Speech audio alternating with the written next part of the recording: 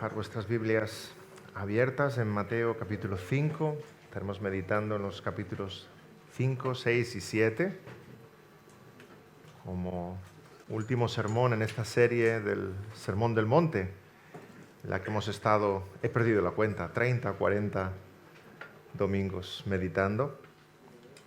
Y será el último en esta serie en el que pretendemos una perspectiva general de lo que es el Sermón del Monte. Pero vamos a hacer una palabra de oración pidiendo la dirección del Señor en el día de hoy. Señor, te rogamos, como hemos cantado, que escuchemos tu palabra, que sea tu voz la que hable a nuestros corazones.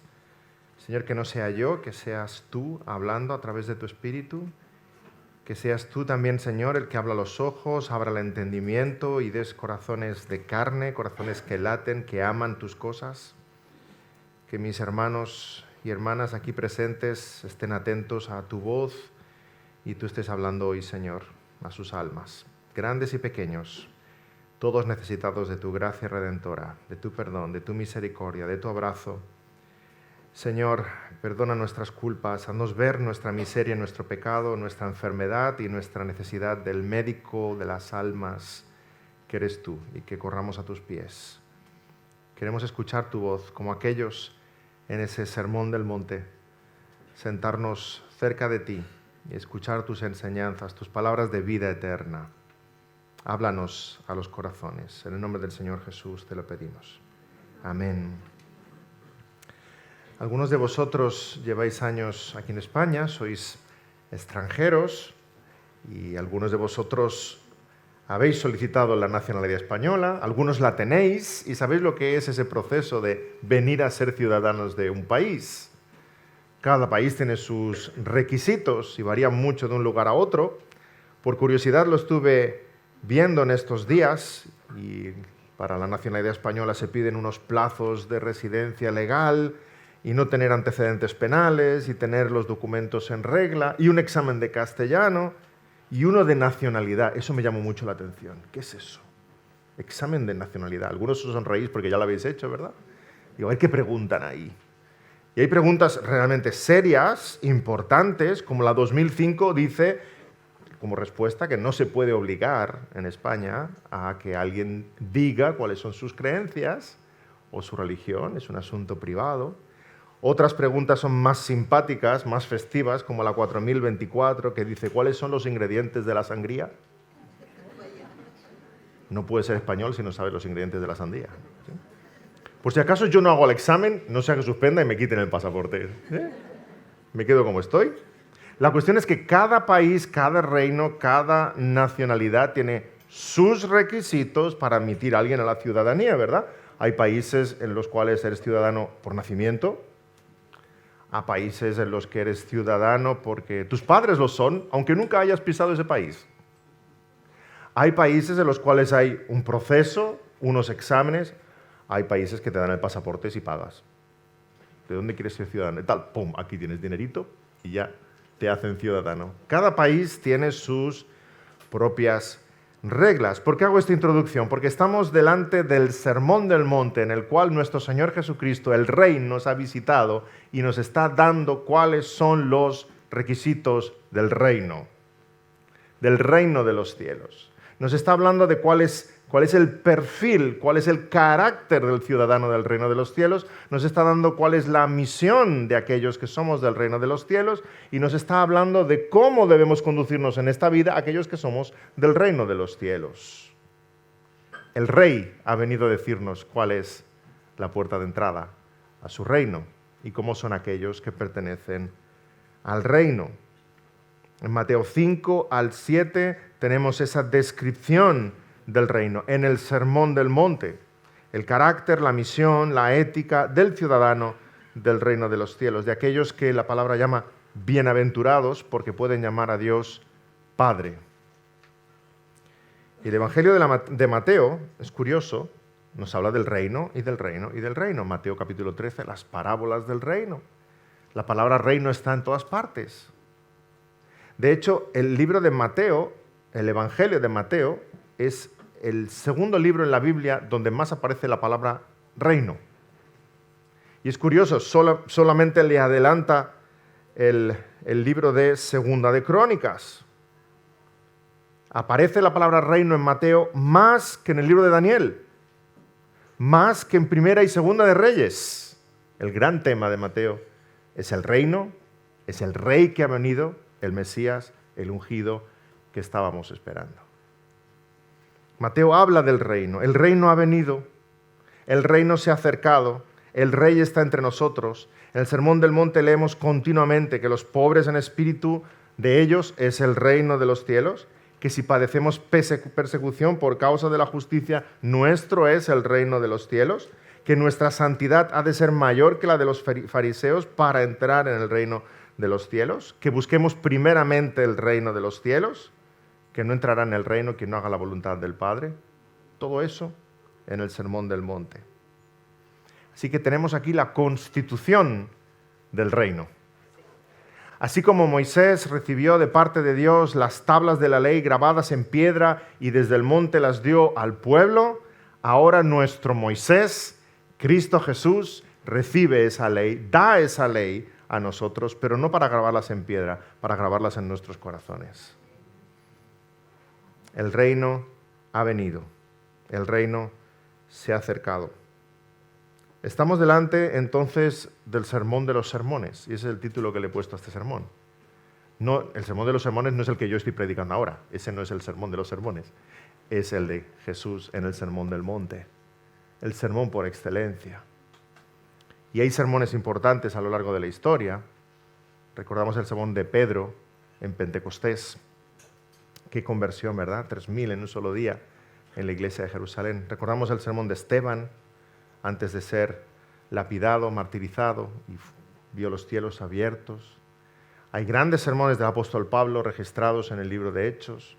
Grandes sermones a lo largo de la historia de Charles Spurgeon, de Jonathan Edwards. Seguramente en tu vida también hay un gran sermón, un mensaje que el Señor utilizó en un momento concreto, en un día concreto, para abrir tu corazón a la realidad del reino de los cielos.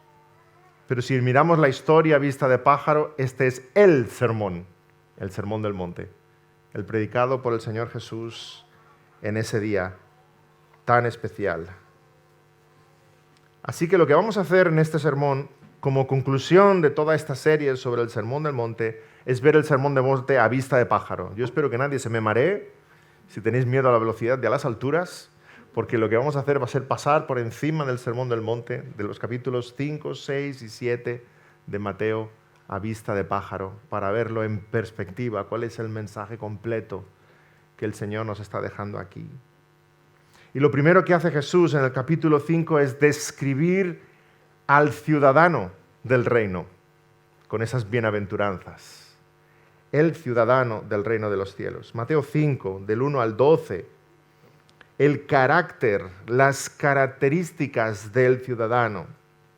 No eres ciudadano del reino de los cielos por alguna característica en especial, física o familiar, no porque tus padres y tus abuelos hasta la sexta generación hayan sido cristianos evangélicos. No hay ningún mérito en esto, sino por la obra milagrosa del Espíritu Santo en tu alma. Felices sois, bienaventurados si sois así. Si ves estas marcas en tu alma, felices los pobres en espíritu, felices los que lloran, felices los mansos, los que tienen hambre y sed de justicia, los misericordiosos, los de limpio corazón, los pacificadores, los que padecen persecución por la causa de Cristo. ¿Te ves ahí? ¿Te miras en las bienaventuranzas? ¿O piensas, ay, ya quisiera yo ser así? Espero que digas, pastor, yo lo que veo es a Cristo Jesús ahí. Me miro en un espejo y veo mi imperfección y veo a Cristo Jesús. Pero ves el carácter del Señor como está siendo formado por el Espíritu en tu corazón día a día, de manera que te pareces cada vez más a Él. Por tanto, esas bienaventuranzas son más y más una realidad en tu vida. Esa es la marca de los ciudadanos del reino de los cielos. Si estás en Cristo, estás siendo así. El Espíritu hace su obra en ti. Por tanto, la primera característica que vemos en el Sermón del Monte es los ciudadanos del reino, el carácter de los ciudadanos del reino. Pero la realidad es la siguiente: así son los ciudadanos del reino, pero los ciudadanos del reino de los cielos están aquí. Una paradoja, ¿verdad? Podríamos ser ciudadanos del reino de los cielos y el Señor tenernos en la gloria, pero lo cierto es que somos ciudadanos del reino de los cielos y no estamos en los cielos, estamos aquí. Por tanto, si estamos aquí es con una misión, es con un propósito, somos embajadores, somos extranjeros, somos peregrinos. Lo segundo que expone aquí el Señor, capítulo 5, versículo 13 en adelante, por tanto, es la misión, el propósito. ¿Por qué estamos aquí? Si somos diferentes, si no pertenecemos a esta tierra, si pertenecemos al reino de los cielos, ¿por qué estamos aquí? La misión de aquellos que somos del reino es ser sal, es ser luz en esta tierra en la que estamos. Así que la vida cristiana no es una vida de autocontemplación, la vida cristiana tiene una misión y tiene un propósito, y somos bienaventurados con un propósito. Los ciudadanos del reino tenemos una misión delante de nosotros, y nuestra misión no es cristianizar nuestra sociedad. Hermanos, nuestra misión no es cristianizar nuestra sociedad. Algunos soñarían tener el cielo aquí en la tierra, pero no vamos a cristianizar nuestra sociedad. El Señor llama a este mundo tinieblas. Nuestro cometido es ser luz en medio de las tinieblas, sal en medio de este mundo totalmente perdido. Así que aquí todo cristiano verdadero se siente extranjero. Y no estoy hablando de si eres de tal o cual país. Yo me siento extranjero aquí. Todo cristiano verdadero se siente raro, extraño, en el exilio, diferente, apartado, porque no somos de aquí. Hemos sido creados, salvados, redimidos, comprados para estar con Él por toda la eternidad. Estamos incómodos porque somos sal en medio de este mundo, somos luz en medio de las tinieblas. Y el Señor hace esas dos comparaciones hermosas. Somos sal de la tierra. La sal no hace un gran esfuerzo para salar, simplemente es sal. La sal da sabor a un mundo insípido. La sal preserva. Somos la sal para preservar este mundo de pudrirse. Y pensará David, ya está muy podrido. Más lo estaría si no fuera por los cristianos. Preservamos este mundo para que no sea lo que debería ser si viviera todas las consecuencias de su pecado. Y somos sal, sobre todo, para dar sed. Que todos aquellos que te rodean queden con sed del agua viva que es Cristo Jesús. Esa es nuestra misión y nuestro propósito. Somos sal, también somos luz. Somos luz porque el mundo está en tinieblas y sabemos que Cristo es la luz verdadera que vino a este mundo. Pero Él es la luz verdadera que vino y habitó entre los hombres y ahora nos dice, ahora vosotros sois la luz del mundo. Sabemos que no tenemos luz propia, Él es el sol, nosotros la luna. Brillamos su luz delante de los hombres, pero somos luminares en este mundo. Somos luz porque delatamos las tinieblas. Allá donde va un cristiano, enseguida brilla y da a entender las tinieblas. Somos luz porque la presencia del creyente es evidente, necesaria en un mundo lleno de oscuridad. Así que esa es la misión del ciudadano del reino de los cielos, ser sal y ser luz en este mundo, dando a conocer las virtudes de aquel que nos llamó de las tinieblas a su luz admirable, para la gloria del Señor, no para nuestra gloria, para que el nombre del Señor sea exaltado. Luz como José en Egipto fue luz y finalmente el nombre del Señor fue exaltado.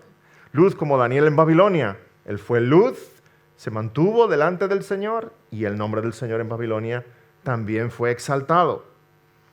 Así nosotros somos ciudadanos del reino, bienaventurados, y vivimos en esta vida como luz en medio de las tinieblas.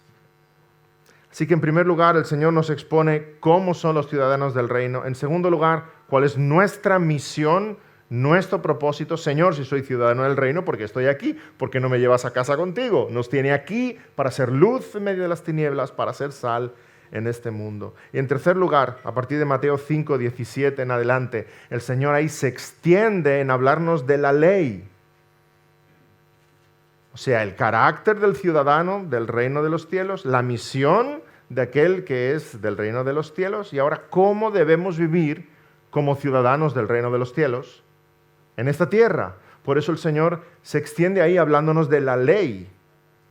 Hemos de brillar con la luz de Cristo, no una luz falsa, no una luz impostada, una luz verdadera, una luz natural, la luz del Señor Jesús. Ay, qué difícil es a veces reconocer lo natural de lo falso, ¿verdad? No sé si os pasa a vosotros, pero cuando yo veo una planta falsa, a mí me engañan. Me tengo que acercar y acercar, a veces tengo que tocar las hojitas incluso porque es de verdad, es de mentira, ¿verdad? Hasta que te acercas, intentas oler una flor, no huele a nada, es de plástico, ¿sí?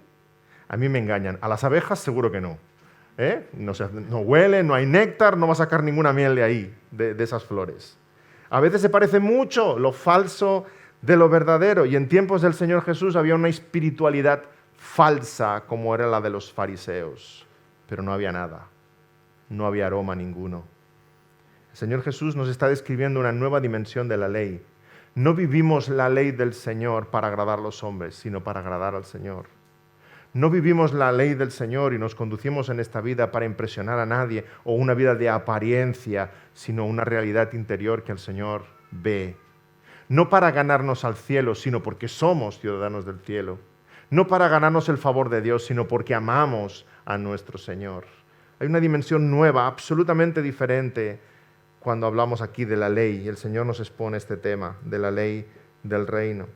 Los religiosos tienen la ley de Dios todavía escrita en tablas de piedra, pero el verdadero cristiano tiene la ley del Señor grabada a fuego en su corazón.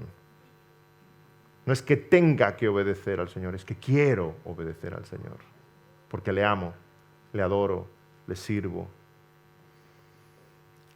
Los hijos de Dios tienen esa ley escrita en los corazones y es el Espíritu el que continuamente nos mueve, nos inquieta, nos aleja del pecado, nos acerca a Él, nos acerca a la oración y a la palabra. Por eso el Señor nos habla de la ley y de su importancia como manifestación del verdadero carácter. Jesús no vino a abrogar la ley, Jesús vino a cumplirla.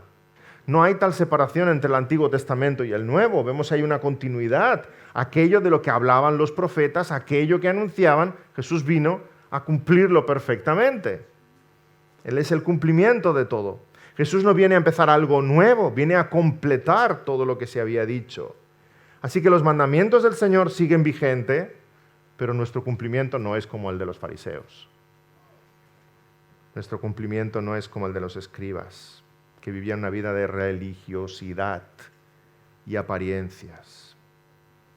Y esta sección es larga en el Sermón del Monte porque el Señor nos da un montón de ejemplos contundentes.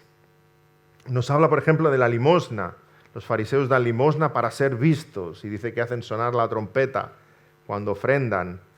Pero nosotros nos dice, no sepa tu mano izquierda lo que hace tu derecha. Los fariseos también oran en pie en las sinagogas, en público, aman los primeros bancos para ser vistos de los hombres. El Señor nos dice que vosotros debéis orar en secreto y vuestro Padre Celestial que ve en lo secreto, Él os recompensará en público. Así que hacemos lo que hacemos por amor al Señor, para el Señor, con un corazón sincero.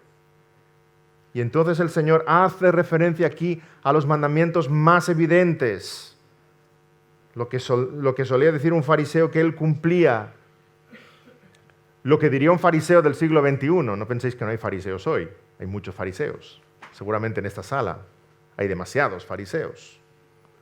Aquellos que confían en su religiosidad, en su cumplimiento exterior de unas normas. ¿A cuántas personas le preguntarás si sabe si va al infierno o al cielo? Y te dirá, no, yo al cielo seguro, porque yo no he matado a nadie, yo no he cometido adulterio, yo no miento, ¿sí? Ese cumplimiento exterior. Y el Señor viene a desbancar todos esos argumentos. nos da una dimensión interna del pecado. Con respecto al no matarás, nos dice versículos 21 al 26, que no se trata solo de quitarle la vida a alguien. Si te llenas de ira y enojo contra tu hermano, eres culpable de asesinato. Si le dices necio a tu hermano, eres culpable de asesinato. No levantemos la mano, hay unos cuantos asesinos aquí. Unos cuantos. Ya eres culpable. Si se te va la lengua, ya eres culpable de asesinato. ¿Nos damos cuenta de lo que está diciendo? Porque el pecado no es solo algo exterior. Lo exterior es una dimensión evidente del pecado, pero el pecado empieza en nuestros corazones. Lo mismo sucede con el no cometerás adulterio. Jesús nos da también esa nueva dimensión. No se trata solo de irse con otra mujer, sino dice que si miras a una mujer con codicia en tu corazón, ya has pecado en tu corazón. Ya eres culpable de adulterio. Porque, hermanos, el pecado se incuba dentro. Luego lo vemos, pero primero se incuba dentro. ¿Cuándo el ladrón es ladrón? ¿Cuando atraca un banco? No, mucho antes. Cuando está en su casa pensando, ay, si tuviera más dinerito. Ahí ya es ladrón. Cuando codicia lo ajeno, cuando empieza a tramar, cuando empieza a pensar cómo hacerlo. Y tú dirás, no ha cometido nada todavía. Delante de Dios sí, en sus pensamientos. El Señor nos da esa nueva dimensión del pecado para que entendamos que no es solamente algo exterior que los hombres ven, es aquello que Dios ve lo que te tiene que preocupar. Lo que Dios ve en tu alma. Y conscientes de esa realidad, el verdadero cristiano es radical contra el pecado. Todos los reinos tienen algún enemigo. Y leemos el Sermón del Monte y dice, no hay violencia aquí. Dice, los pacificadores, los mansos, poner la otra mejilla. ¿Dónde está nuestro enemigo? Hay lenguaje violento en este capítulo 5. Si tu mano derecha te es ocasión de caer, córtala. Si tu ojo derecho te es ocasión de caer, sácalo y échalo de ti. Hay lenguaje violento ahí. ¿Y cuál es tu enemigo? El pecado que reside en tu corazón. Ese es el enemigo para los ciudadanos del reino. Por supuesto es un lenguaje simbólico, ¿sí? El domingo que viene no vengamos todos mancos, por favor. Pastor, usted dijo que... cuidado. Es un lenguaje simbólico. Está diciendo la mano derecha fuera, el ojo derecho fuera. ¿Qué significa eso? Aún aquello que es tan útil, aún aquello que es tan valioso, aún aquello que es tan precioso, aún aquello que es tan necesario. Si eso es un estorbo en tu vida de santidad, échalo. Córtalo, fuera. Porque más vale vivir una vida de santidad delante del Señor. Pero los fariseos no buscan la santidad. Los fariseos viven una vida religiosa, viven de cara a las apariencias, inventan sus estrategias para parecer santos delante de los demás. Por eso el Señor dedica ahí 2-3 versículos al divorcio. ¿Por qué? Porque los fariseos habían encontrado su estrategia de no cometer adulterio, al menos legalmente. ¿Qué hacían? Bueno, pues me deshago de esta mujer y me caso con otra.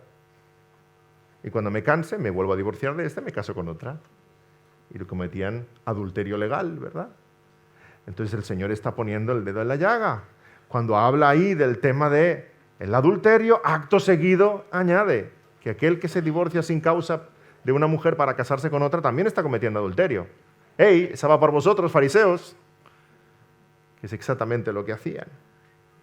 Porque no buscan la santidad, buscan aparentar ser santos delante de los hombres. Por eso la enseñanza del Señor Jesús sobre el divorcio en estos versículos. Y lo mismo hacían los fariseos con el 9º mandamiento. No darás falso testimonio. No darás falso testimonio.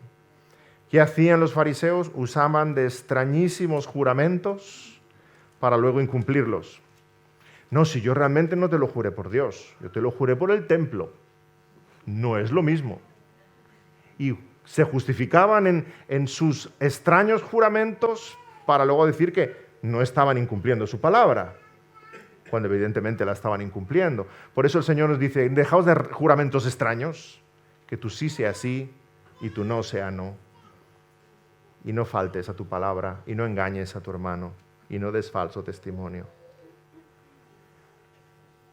Vemos las comparaciones que hace Jesús. Los fariseos eran el referente espiritual de ese tiempo.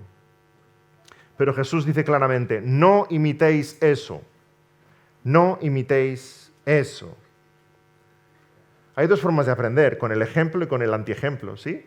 A veces un papá va con su niño y ve a otro niño muy obediente, que enseguida responde, y le dices a tu pequeño, ¿has visto ese niño cómo obedece a sus papás? Así tú. Pero a veces aprendemos con el antiejemplo. Vemos un niño revoltoso, un niño que responde, un niño que hace una pataleta, y le dices a tu hijo, ¿has visto ese? Así no. Pues exactamente eso es lo que hace Jesús. Señala a los fariseos y dice, ¿ese es vuestro modelo de religiosidad? ¿Eso es lo que habéis visto? Pues no. No es así. No es de esa manera, como habéis estado observando de cerca. La comparación que hace Jesús es tremenda. No imitéis, porque el cristianismo no es algo exterior de fachada, es algo interior, real. Por eso el capítulo 5, versículo 20, el Señor nos dice, porque os digo que si vuestra justicia, y aquí justicia es sinónimo de santidad, de amor a la piedad, vuestra justicia no fuere mayor que la de los escribas y fariseos, no entraréis en el reino de los cielos. O sea, no penséis que haciendo eso el reino de los cielos es vuestro. No hay nada auténtico ahí, en esos corazones.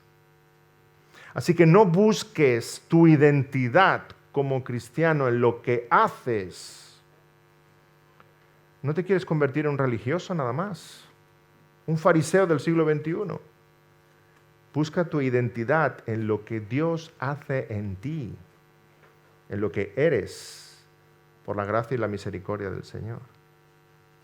El Sermón del Monte habla de la ley de Dios, pero no habla de la ley de Dios como algo externo, habla de la ley de Dios como algo interno que brota desde nuestro corazón, de un corazón transformado. Y eso es lo que rige nuestra ética. No digas necio a tu hermano, no te divorcies de tu esposa, no hagas juramentos vacíos, no tomes venganza por ti mismo, ama a tus enemigos, ora por los que te persiguen, no vivas tu santidad frente a los hombres. Cuando des, cuando ores, cuando ayunes, hazlo delante del Señor, no como los fariseos delante de los demás, no de cara al público, no de cara a la galería, no para sentirte bien contigo mismo, no para ganarte el favor de Dios, sino por amor a tu Señor, por amor a tu Salvador, para agradarle a Él, para su gloria, sabiendo que Él te ve. Entonces el reino cobra otra dimensión nueva. El reino no es que el Señor gobierne sobre las cosas que nos rodean, sino que el Señor gobierna sobre lo que nadie ve. Los reinos de este mundo alardean de gobernar y tienen potestad, ¿verdad?, sobre nuestras posesiones, sobre nuestra libertad de movernos, sobre cosas exteriores. El único que de verdad reina es Cristo Jesús, porque es el que gobierna donde nadie más gobierna, que es en nuestros corazones, y transforma nuestra forma de pensar y nuestra forma de amar. Y el resto del Sermón del Monte creo que se puede resumir de esta manera. Cristo gobierna sobre tus afectos, Cristo gobierna sobre tus pensamientos. En primer lugar, Cristo gobierna sobre tus afectos. Si veis capítulo 5, versículo 38 en adelante, nos habla de amar al prójimo.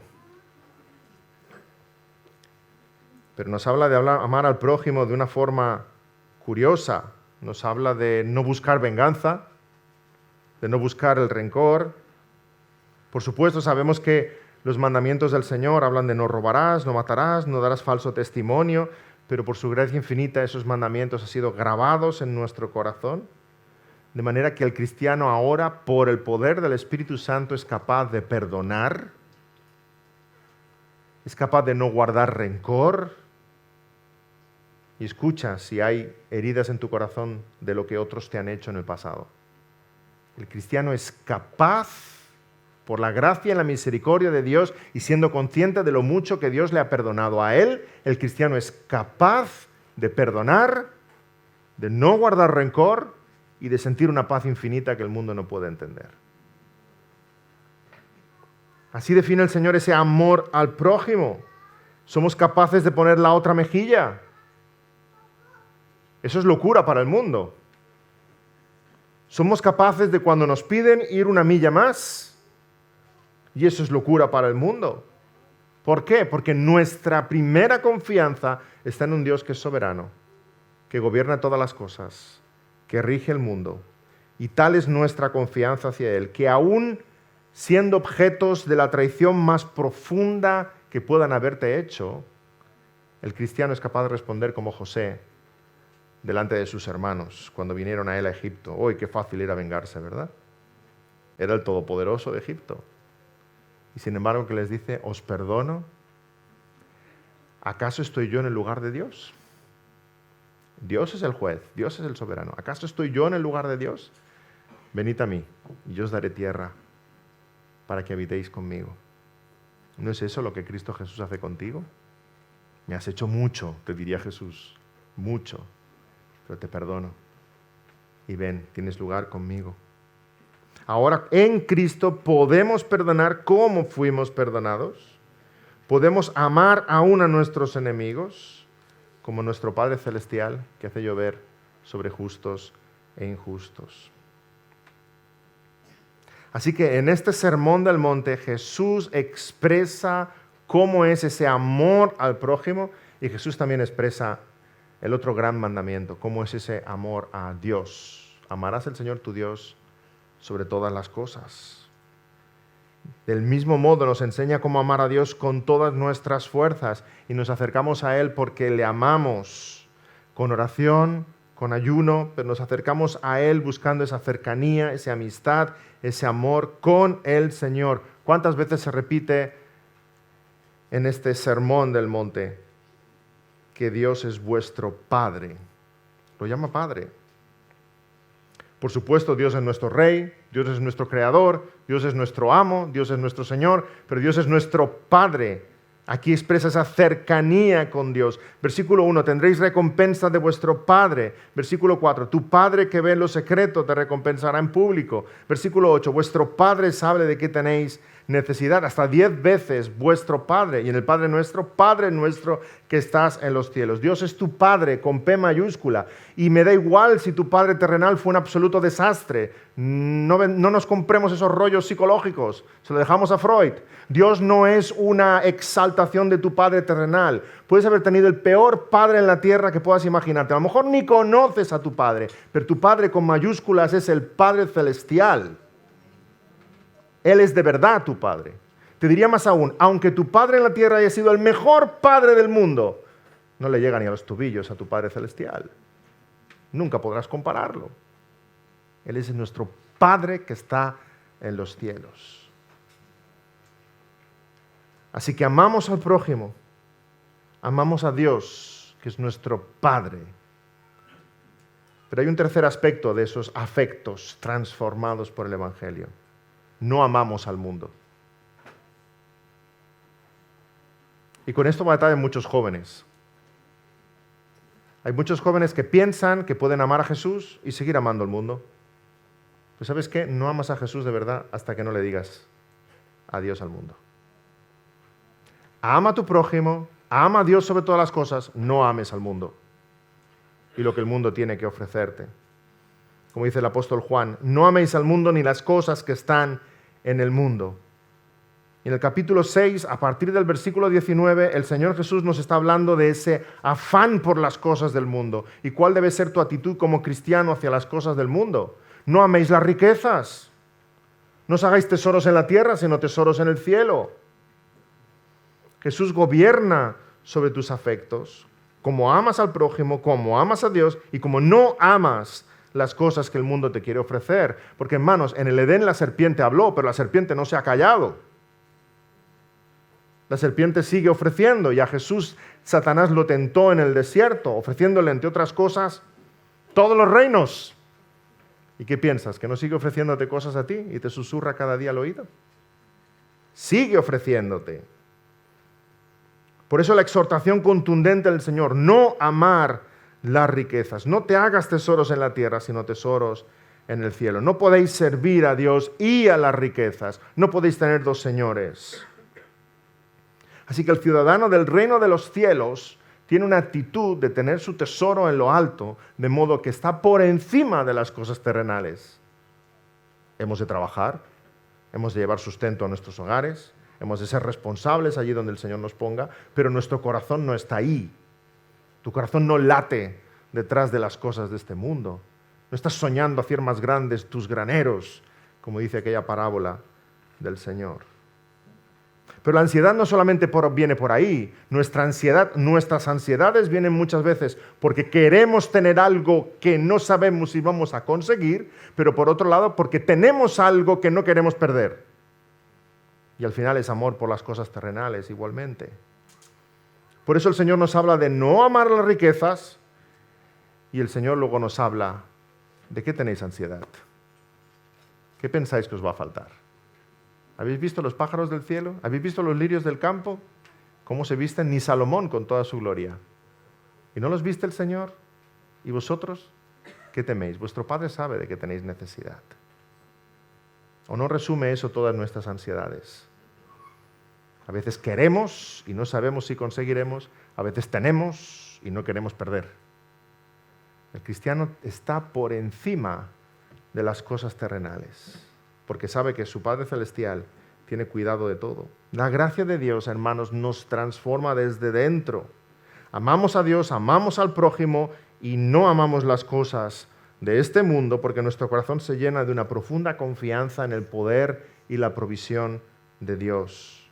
El cristiano sabe que su paso por esta vida es temporal. No se afana. Su Padre Celestial cuida de él. Estamos poco aquí, 4 días. Jóvenes, que os parece que tenéis toda la vida por delante. 4 días. 4 días estamos aquí. Los incrédulos sí se afanan. ¿Por qué? Porque este es todo el cielo que van a tener.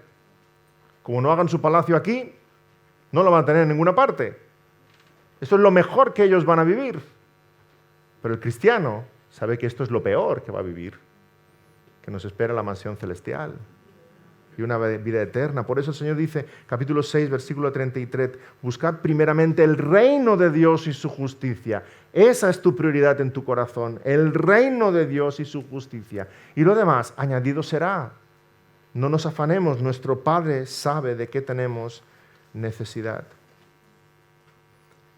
El reino de Dios supone que Cristo reina sobre tus afectos, lo que amas y lo que no amas. Pero el reino también supone que Él gobierna sobre tus pensamientos. Y esta es la experiencia de todos los que somos cristianos. Cuando hemos venido a Cristo, hemos tenido esa experiencia de verlo todo diferente.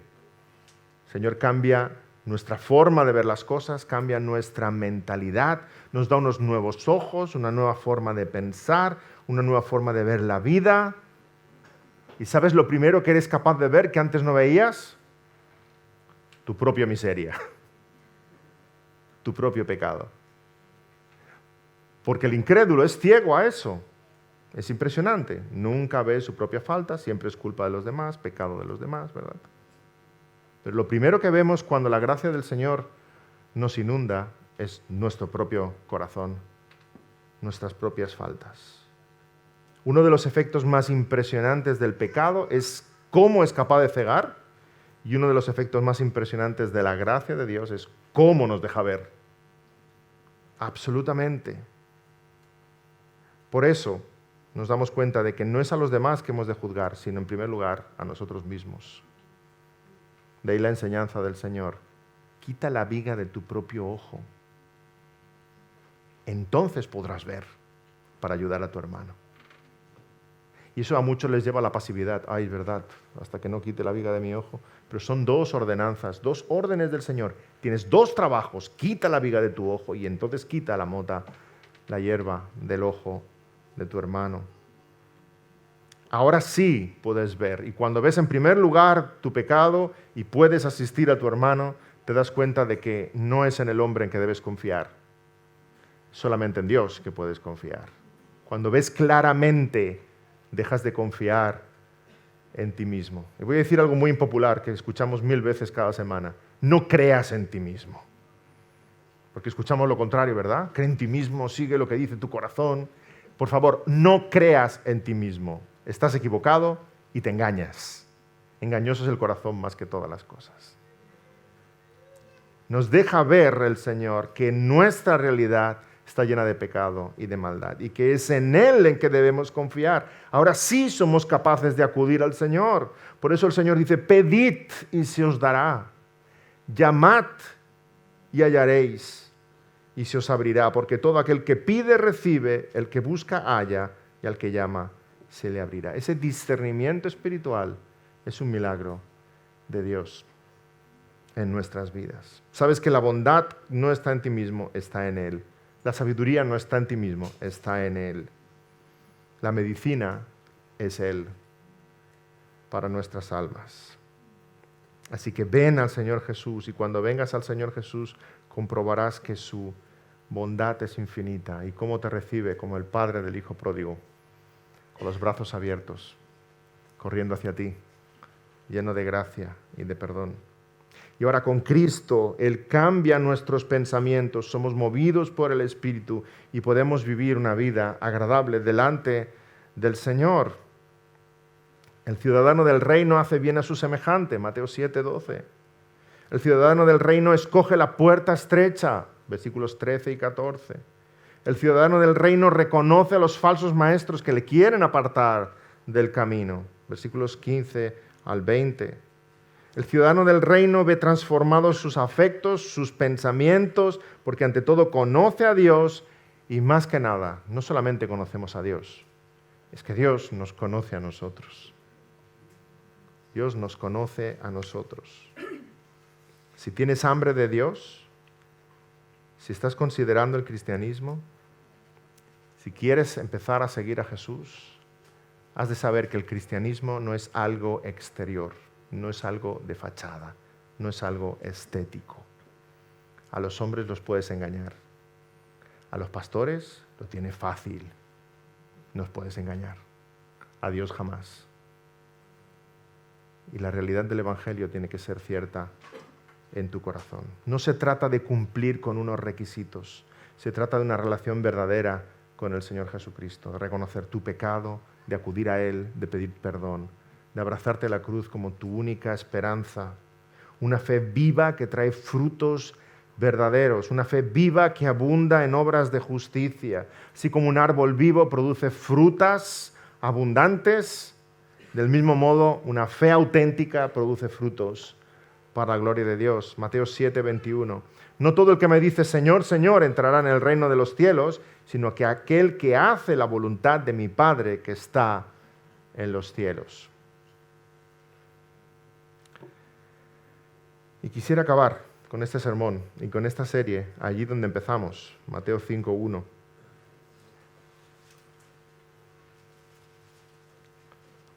Viendo la multitud, subió al monte y sentándose, vinieron a él sus discípulos y abriendo su boca les enseñaba.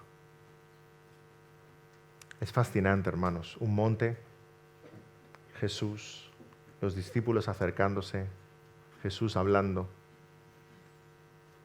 La imagen es la de un pastor llamando a sus ovejas.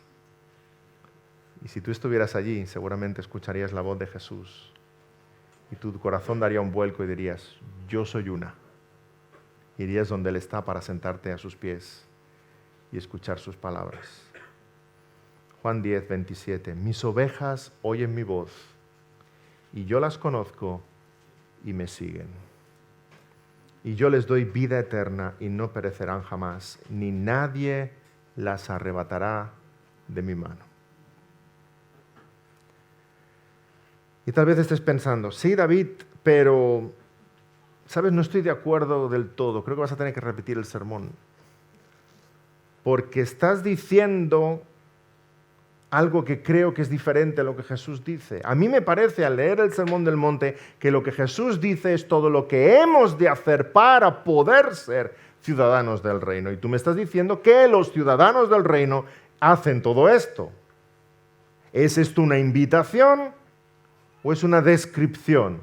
Ambas cosas. Ambas cosas, hermano.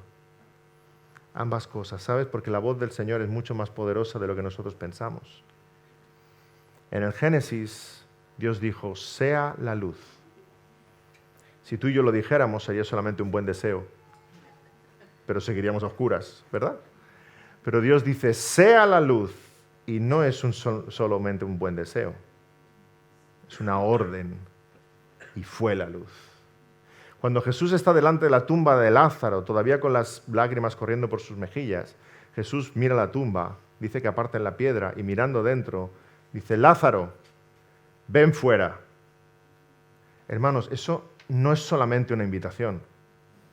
Eso es una poderosa orden del Dios creador del universo. Y Lázaro cobra vida y se levanta.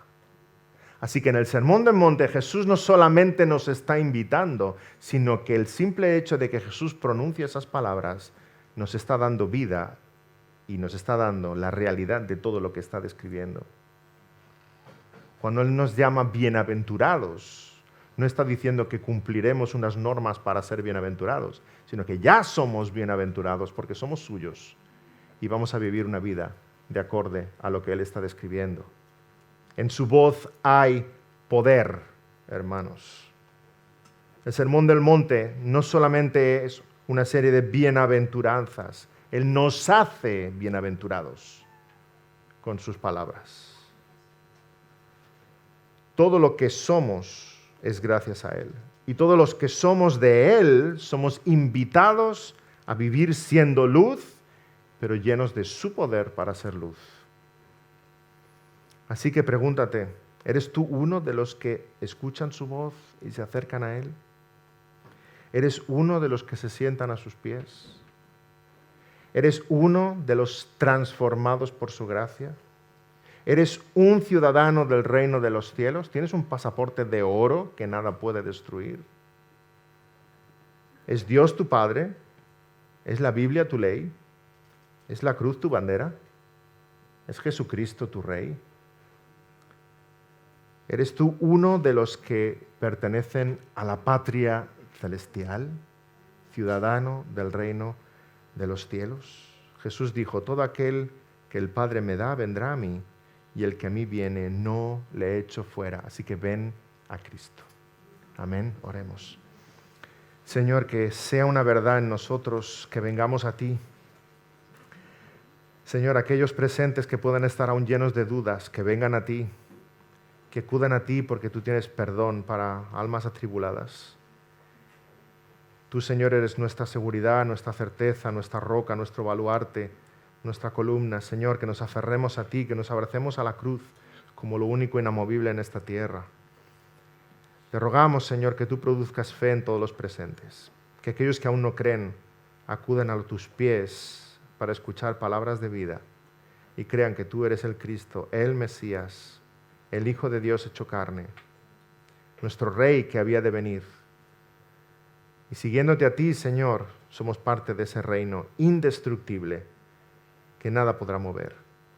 Gracias, Señor, por este regalo en Cristo Jesús, Señor nuestro. Te lo pedimos y te damos las gracias. Amén.